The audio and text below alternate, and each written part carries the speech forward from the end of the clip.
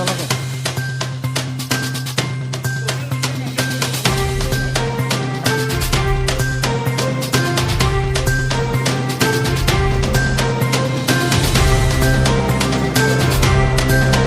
মোদী ডাঙৰীয়াৰ চৰকাৰৰ দ্বিতীয়টো কাৰ্যকালৰ প্ৰথমটো বছৰ কেইদিনমানৰ আগতে সম্পন্ন হৈছে। সৰ্বানন্দ সোণোৱাল ডাঙৰীয়াৰ নেতৃত্বাধীন বিজেপিৰ মিত্ৰজোঁটৰ চৰকাৰখনৰ অসমত 4টা বছৰ কাৰ্যকাল কেইদিনমানৰ আগত সম্পন্ন হৈছে। এই কেন্দ্ৰীয় চৰকাৰৰ 6 বছৰীয়া শাসন বিজেপি দলৰ আৰু অসমৰ 4 বছৰীয়া শাসনৰ অন্তত আমাৰ দলৰ চৰকাৰে কেনেকুৱা ৰাইজৰ কাৰণে কাম কৰিছে, কেনেকুৱা সিদ্ধান্ত জনসাধাৰণৰ কাৰণে লৈছে, এই বিষয়ে অৱগত কৰাৰ উদ্দেশ্যে আৰু অনাগত সময়ত আমি কি কৰিম এই বিষয়ে মানুহক জ্ঞাত কৰাৰ উদ্দেশ্যে আমি আজি সমগ্ৰ অসমতেই আমাৰ দলৰ নেতা কৰ্মীসকলে জনসম্পৰ্ক অভিযান সম্পন্ন কৰিছে। মই আমাৰ দলৰ নেতৃবৃন্দৰ আহ্বান মৰ্মে আপোনালোকৰ এই উদালগুৰিত আহি উপস্থিত হ'লোঁ আৰু প্ৰায় 13 ঘৰ মানুহৰ ঘৰত আমি গৈ তেখেতলোকক আমাৰ দলৰ ফালৰ পৰা পঠোৱা নৰেন্দ্ৰ মোদী ডাঙৰীয়াৰ হস্তাক্ষৰিত এখন চিঠি প্ৰত্যেককে দিয়াৰ ব্যৱস্থা কৰিলোঁ আৰু সকলোকে আমাৰ দলক আশীৰ্বাদ কৰিবলৈ সহায় কৰিবলৈ অনুৰোধ জনালোঁ। মই আপোনালোককো অনুৰোধ কৰিছোঁ যে এইখিনি সময়ৰ যি কোভিড-19ৰ মহামাৰীৰ আতংক, সেই আতংকৰ সময়ত আমি ইজনে সিজনক ভালদৰে লগ পোৱা নাই। প্ৰায় 2 মাহ ধৰি সমগ্ৰ দেশত সমগ্ৰ পৃথিৱীত লকডাউন আছিলে। মই কেইদিনমানৰ আগতো উদালগুৰিলৈকে আহিছিলোঁ, কিন্তু আমি কাকোৱে লগ পাব পৰা নাছিলোঁ। আজি বহুদিনৰ পাছত দলৰে হওক বা ইয়াৰ স্থানীয় ব্যক্তিক লগ পাই অত্যন্ত সুখী হৈছোঁ। আৰু আমাৰ চৰকাৰখনে, অসম চৰকাৰখনে দুখীয়া ৰাইজৰ কাৰণে, বিশেষকৈ খেতিয়কসকলৰ কাৰণে, ছাত্ৰ ছাত্ৰীসকলৰ কাৰণে, বেমাৰীসকলৰ কাৰণে, ৰাস্তা পথৰ উন্নয়নৰ কাৰণে যি অভূতপূৰ্ব আঁচনি হাতত লৈছে, সেই আঁচনিসমূহৰ কাৰণে আমাৰ দলৰ সংগঠন আৰু শক্তিশালী হৈছে বুলি মই উপলব্ধি কৰোঁ। অনাগত সময়ত আমি আৰু ৰাইজৰ কাৰণে কাম কৰিম, ৰাইজৰ হৈ কাম কৰিম। সেই প্ৰতিশ্ৰুতি আজি আপোনালোকৰ যোগেদি অসমৰ ৰাইজক দিব খুজিছোঁ। আগন্তুক সময়ত ইয়াতে BTCৰ ইলেকশ্যন অনুষ্ঠিত হ'ব। আমি আশা ৰাখোঁ যে BTCত আমি এইবাৰ চৰকাৰ বনাবলৈ সক্ষম হ'ম আৰু BTCত ইয়াৰ জনসাধাৰণৰ স্বাৰ্থৰ হকে আমাৰ দলে কাম কৰিব। আমি সকলোৱে মিলি এখন নতুন BTC গঠন কৰিম, উন্নয়নৰ গতি তীব্ৰতৰ কৰিবলৈ। সেইখিনিয়ে মোৰ ক'ব লগা। কিবা থাকিলে আপোনালোকে সুধিব পাৰে।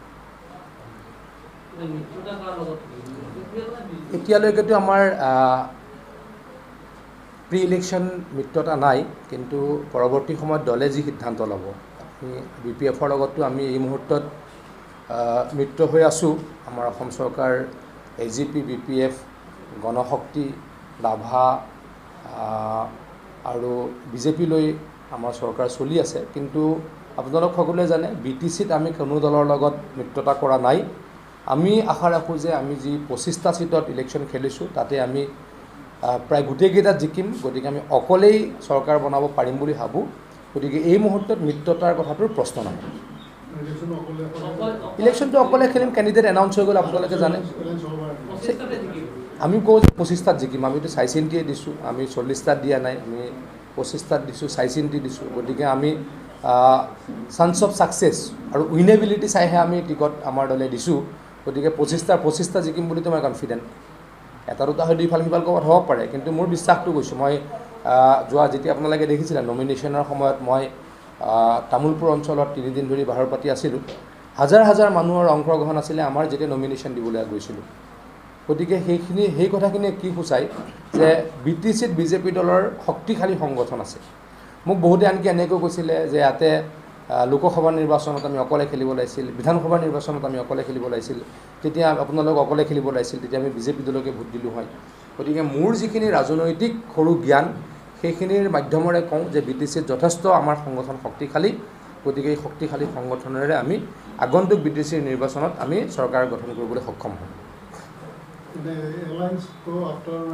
মই আকৌ কৈছোঁ এই মুহূৰ্তত এলায়েন্সৰ প্ৰশ্ন অহা নাই মানে ৰাজ্যৰ ইলেকশ্যন BTCৰ ইলেকশ্যন এতিয়ালৈকে মই কনফিডেণ্টলি কৈ আছোঁ যে আমি অকলে বনাম চৰকাৰ এই মুহূৰ্তত কনফিডেণ্টলি কৈ আছোঁ 21 জন লাগে 21 জনত হৈ যাব আমাৰ ইলেকশ্যনটো এই মুহূৰ্তত ইলেকশ্যন কমিশ্যনে সিদ্ধান্ত ল'ব সেইটো আমাৰ অসম চৰকাৰৰ সিদ্ধান্ত নহয় ইলেকশ্যন কমিশ্যনৰ সিদ্ধান্ত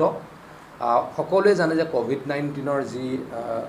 আতংক বা যি মহামাৰী এই মহামাৰীত আমি একেলগে বহু মানুহ লগ পোৱাটো আমাৰ কাৰণে কঠিন কাম গতিকে এই কথা চিন্তা কৰি নিশ্চয়কৈ নিৰ্বাচনী আয়োগে সিদ্ধান্ত ল'ব কিন্তু আমাৰ দলৰ দাবী অতি সোনকালে যাতে নিৰ্বাচন হয় কাৰণ আমি শাসনলৈ আহিম ৰাইজক আমি সহায় কৰিবৰ কাৰণে কাম কৰিব লাগে BTC উন্নয়নৰ কাৰণে কাম কৰিব লাগে BTC নিৰ্বাচনৰ প্যাৰেলেলি আগন্তুক 2025 চনৰ যিটো নিৰ্বাচন প্যাৰেলেলি 2025 চনৰ ৰাজনৈতিক তৎপৰতাও বা কেণ্ডিডেট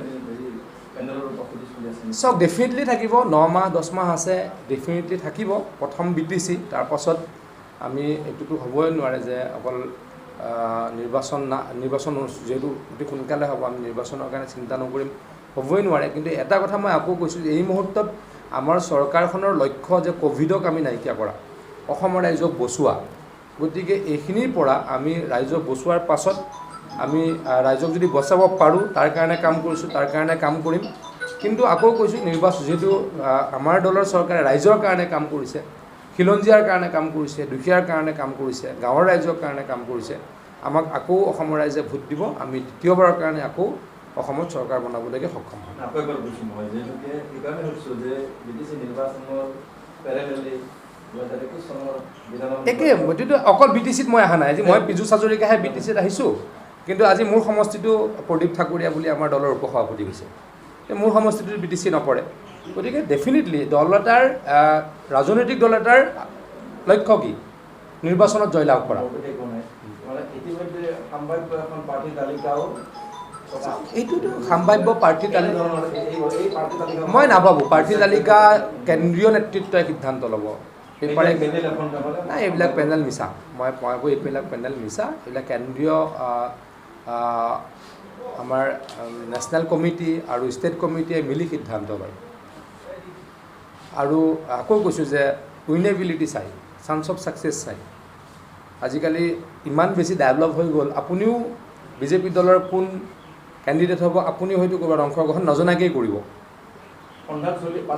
চলিব লাহে লাহে চলা আৰম্ভ কৰিব BTC 2021 চনৰ নিৰ্বাচনত বিধানসভাত BTC প্ৰাৰ্থীত্ব আগবঢ়াব লাগে চাওক এতিয়া সেইটোলৈকে আৰু 9 মাহ 10 মাহ আছে গতিকে এইটো যদি প্ৰিমেচিয়ৰ্ড হয় BTCত আমি অকলে খেলিছোঁ BTC ইলেকশ্যনৰ পাছত সিদ্ধান্ত হ'ব আমি কেনেকৈ কৰিম কিন্তু এটা কথা উপলব্ধি কৰোঁ খিলঞ্জীয়াসকল অসমৰ প্ৰত্যেকটো খিলঞ্জীয়া জাতি জনগোষ্ঠী দল সংগঠন সকলোৱে মিলি থাকিব লাগে যাতে আমি অসমত নিজক ৰক্ষা কৰিব পাৰোঁ আমাক যাতে বাহিৰৰ পৰা অহা ব্যক্তি অসমত আমাক উফৰাই পেলাব নোৱাৰে তাৰ কাৰণে আমি সকলোৱে চিন্তা চৰ্চা এই মুহূৰ্তৰ পৰা কৰিব লাগে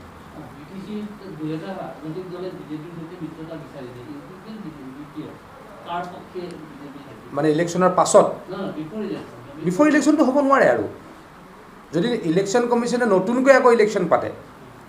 তেতিয়া যদি আকৌ নতুনকৈ নমিনেশ্যন প্ৰক্ৰিয়া আৰম্ভ হয় তেতিয়া বেলেগ কথা আদাৰৱাইজ এতিয়া নতুনকৈ হ'বই নোৱাৰে কাৰণ তেওঁলোকেও কেণ্ডিডেট দিছে আমিও কেণ্ডিডেট দিছোঁ এইখিনি সময় আৰু কেণ্ডিডেট একচেপ্টো হৈছে কেণ্ডিডেটছৰ একচেপ্টো হৈছে গতিকে এতিয়াতো হ'ব নোৱাৰে গতিকে এই মুহূৰ্তত কোনো দলৰ লগত BTCৰ ইলেকশ্যনত সন্ধি স্থাপন কৰাৰ কথা বা মিত্ৰতা স্থাপন কৰাৰ কথা নাই হা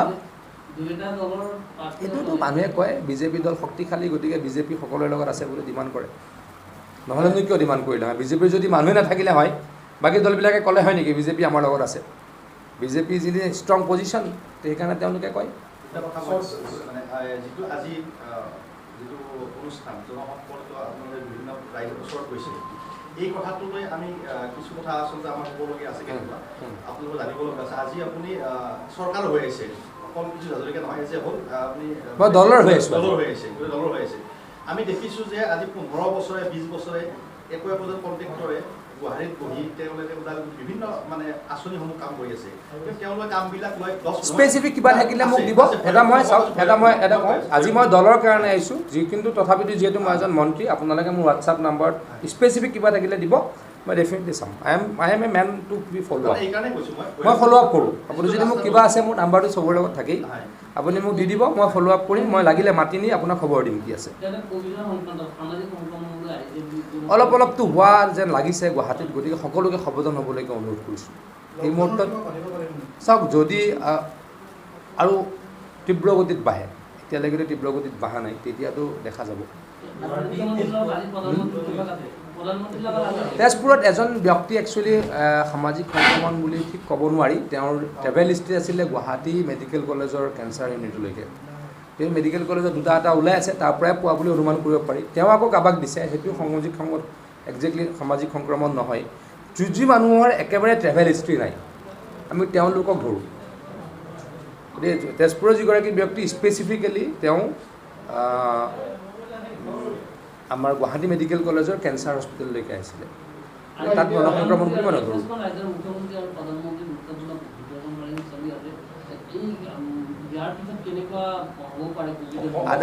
আদাৰ বেপাৰীক জাহাজৰ খবৰ সুধি কিবা লাভ আছে নেকি মুখ্যমন্ত্ৰী বহি আছে প্ৰধানমন্ত্ৰীৰ হিচিত মই সৰু মানুহ মই কেনেকৈ ক'ম